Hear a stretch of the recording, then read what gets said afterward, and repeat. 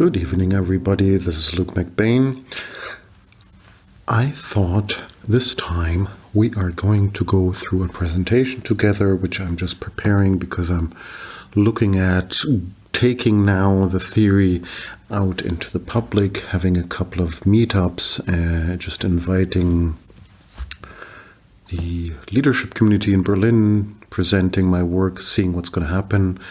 And so you're getting a little bit of a heads up here on this presentation on leading into meaning, the pathway, which is the first 5 chapters of my work. So here you see a painting which reminds me a lot of how I perceive current leadership theories and models. When I was working as a manager and as a leader, I perceived leadership theories and models just like those dead bodies in the river Styx here on the painting, which cling to the side of the boat and try to get into it and actually almost capsize it. And by no means should you allow these models into your raft, into the raft of your mind, because I did not find them particularly helpful. On the contrary, every time I tried to apply any of these models in a very diligent manner, I did not see that they helped me in any way. On the contrary, they even caused more problems and more trouble. Just one example, for when one staff member started to plot against me, to instigate behind my back against me, I told myself, well, transformative leadership theory tells us that if you have the highest values possible and you live them and you work by them, nothing can happen to you, basically. That's how you transform others. So as long as you are a good person, nothing can happen to you. And that's simply not true. Leadership theory doesn't really explain a lot of social phenomena which is happening at the workplace. For example, competition, for example, backstabbing, for example, just bad people who don't like you. And it doesn't matter what high values you have or what discipline you have or how participatory you are or that you now do collaborative leadership and all these things. There are just people out there to get you, who want your job, who want you gone and who want to be in your place. So the astounding thing is, if you say that to a bunch of managers, they will say, yeah, I know, I've experienced that. So in this painting of Delacroix, which shows Dante and Virgil crossing the river Styx into Hades, the river of the dead, leadership theories are like these dead souls which just want to be part of that journey, but instead of making the journey easier, they actually endanger the whole journey.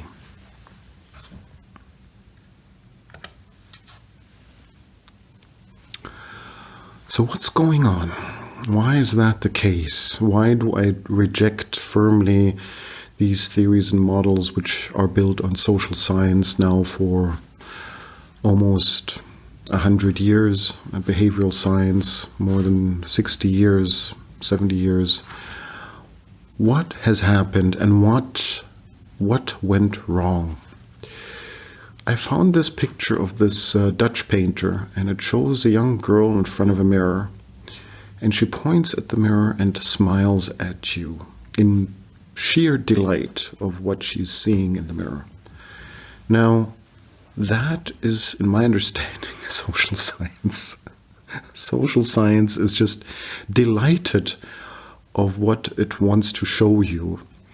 And as it's showing to you, you just look into the mirror and say, I'm not seeing anything. What is there? There's nothing there, because what you see is basically just the back of her head and nothing more. So in a sense, in a strange way, this already paints the whole picture of the problem of leadership theory. Of current leadership theory, let me give you another example. This is the subject. This is the person who is experiencing reality. Okay? And as this person is experiencing reality, you have another person, the social scientist, the observer, who's observing the subject act and interact and enact leadership, basically, and documenting this process, either from the behavioral view or from the sociological view. Now, that's all fine and good, but what the observer is not recording at the same time, but what he or she should be recording, is the subjective experience of that person while the situation is happening. Now, in certain instances, maybe there are some closing interviews with people about their internal experience of the situation. That might be the case, but even then, it's boiled down to certain data points in time. So it doesn't give you really the full experience of that person, that full experience in a flow of time. And this paradoxical nature is nowhere explained in leadership theory, that this behavior is subject to a flow of time.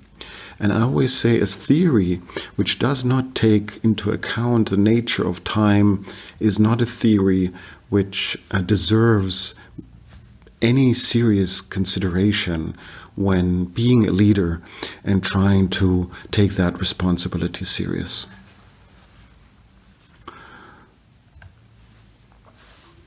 Here we see a painting by Velazquez, famous Spanish painter, one of his most famous paintings indeed. And I'm not going to go too much into the detail here, but I thought that this already gives us a little bit of a taste what leadership could be, what it could mean, and how it could be expressed. Okay, you see here the painter actually sees himself as part of the painting here. Here he is, right? So he's put himself into the painting. He's looking at the observer with a certain sense of pride of his work, which is paradoxical, because how can he be so proud of his own work when we, as observers, actually looking at his work? And he seems to be in front of a very big scaffold here on the left, right? Which seems to indicate also that actually he is working right now on this particular painting, which we are seeing. So he is part of the scenery, and he is the creator of the scenery at the same time.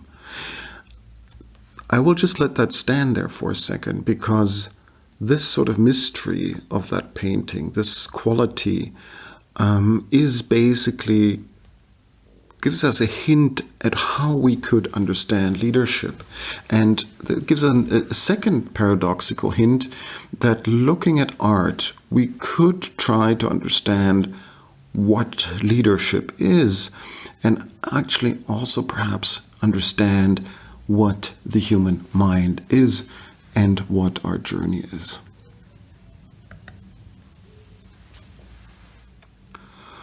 Another thing leadership theory hardly ever talks about, and this is something very, very strange, maybe on the sidelines, maybe when talking about burnout or as one of those psychological phenomena, is the nature of fear. And this I find very, very curious and very, very strange, because in my understanding, one of the key aspects of leadership and of human existence is that we constantly deal with the unknown and with the future and with the unknown future. And there is one instinctive reaction which we all have, which we all share as human beings, and that is fear. Fear of the unknown, which is a reflexive response, an emotional response, which we cannot control. It's built, it's hardwired into us. So when we confront the unknown, then fear rises up in us. And why is that the case? It's actually a very good case, because it sort of like makes us slow down in our tracks. It gets the brain from a modus operandi of routine into one of careful exploration and also of careful anticipation. Probably there are many, many kinds of fear, but let me just break it down into two kinds. Perhaps there's one kind of fear which is totally justified, and that is, for example, if you walk over a street and then a car comes in a high speed towards you, so you jump away from it. Now, of course, you're very afraid of getting killed. So standing there in curious anticipation is not going to do you any good while the car runs over you. That's for sure. There is, however, another nature of fear, and here comes also this dragon into play, which symbolizes chaos and the unknown. This dragon usually is called the Ouroboros, and he's biting his own tail in the symbol of basically a circle which never ends, which goes around and around infinity, which encircles all the world and each and one of us. So this dragon actually symbolizes this numinous quality of fear, which is a fear which has these two components. One is fear and being afraid, and the other is being fascinated by whatever is in front of us. This darkness, this strange quality which we're confronted with, and the inner urge to go out and explore it. So go and explore it. We should indeed. However, again, leadership theory never talks about that aspect, although one of the key characteristics of any leader should be to explore the unknown and to mitigate the unknown and the unknown future into something known and into the present. Odd, isn't it? Here we go.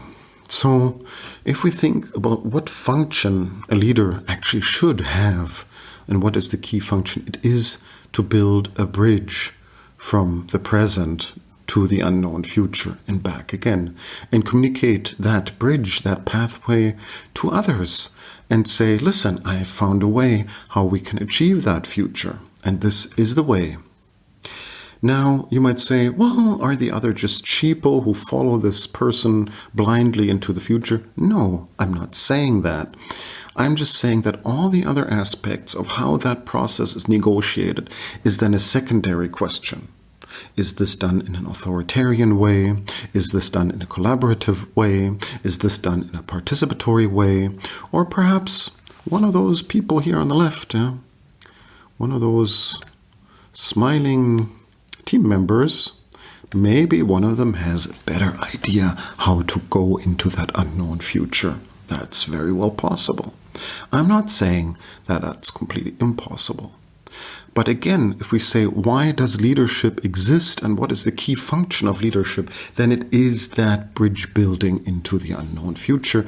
And so one of the key qualities a leader should have is finding that pathway and defining it and facing that fear of the unknown.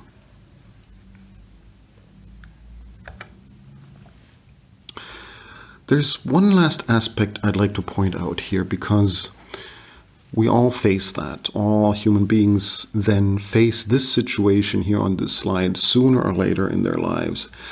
It doesn't matter how old you get. It doesn't matter how much money you have. It doesn't matter how you grew up or how you were raised or what happened to you in your life before or after. All human beings experience crisis. And crisis is a situation in which all known qualities of oneself, all knowledge, all skills, all values do not suffice to deal with certain problems which suddenly are encountered, which I call the rise of chaos. Chaos and the unknown is always around us. A certain amount of chaos and a certain amount of unknown is always around us. And when working towards the desired future, there is always a certain amount of risk and unknown factors which play into that. We all know that. But there are situations in life where the unknown and the chaotic environment just becomes so overwhelming that nothing makes sense anymore. Why am I mentioning this in conjunction with leadership? Well, my claim is, and also I'm very surprised that this is not being explicitly taught to young leaders, and also that they're not being taught how to deal then with that situation of crisis, is that my hypothesis is that leaders more than other people, quasi because of the nature of their work, experience much more chaos and much more unknown and much more crisis than if they were not leaders, because that is what leaders do. They struggle with the unknown. They face the unknown future. They do it over and over and over again. So by the nature of their work, they are more prone to crisis. And if you look at the amount of work which the coaches have in terms of coaching leaders and managers, that's what they do most of the time. They try to mitigate this kind of suffering, this kind of senselessness, this kind of overload of senseless, meaningless information. What happens in that situation, and how can we prepare people for that? Well, I can answer the first question. The second question, there I have some ideas, but perhaps this is a subject for another small lecture.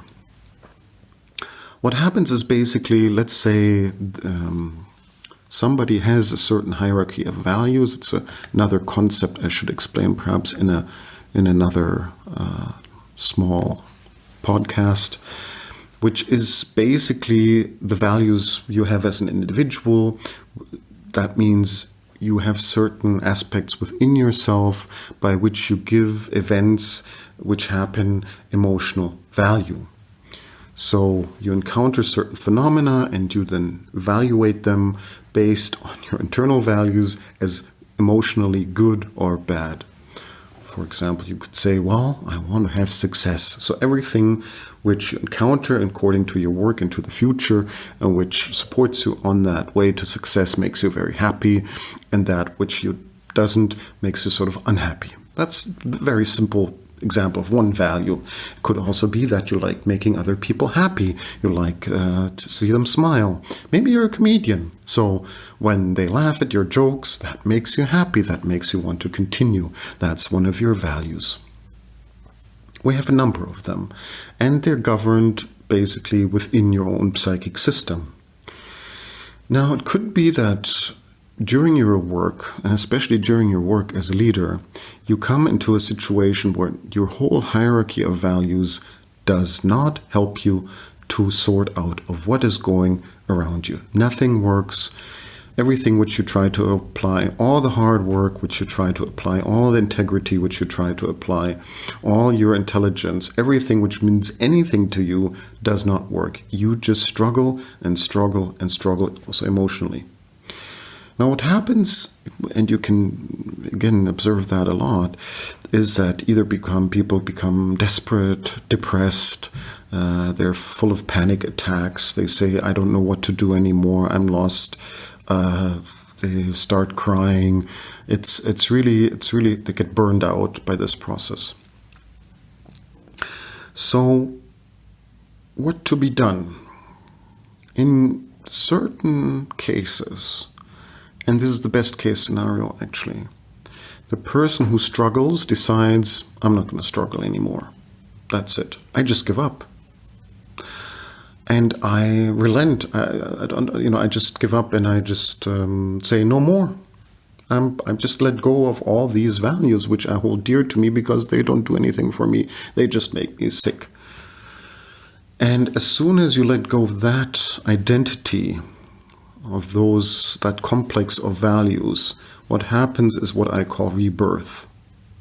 Because the mind then starts to operate without the values as the guiding points in that situation, because everything is sorted under those values: good, bad, I like, I don't like. So when that is stripped of the human mind, that hierarchy of values, you experience a completely translucent mind which suddenly can draw on totally different kinds of information, totally different kinds of stratagems for problem solving. It becomes something very, very flexible, very alive, full of energy. And then what you experience is you get out of the chaos, you are reborn into this desired future suddenly.